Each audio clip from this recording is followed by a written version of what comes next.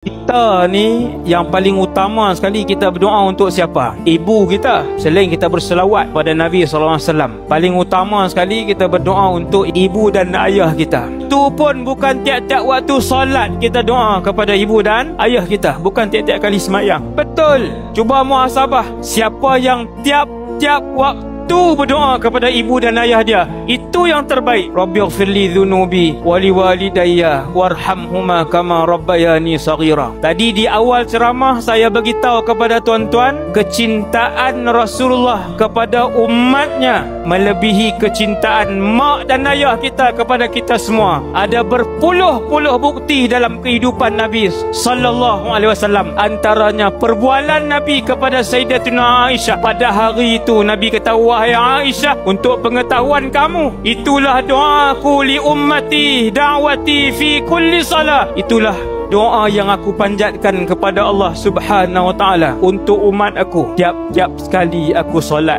tiap-tiap semayang. Nabi SAW doa untuk Allah Ta'ala ampunkan dosa kita semua. Alhamdulillah atas nikmat dikurniakan Rasulullah sallallahu alaihi wasallam dalam kehidupan kita.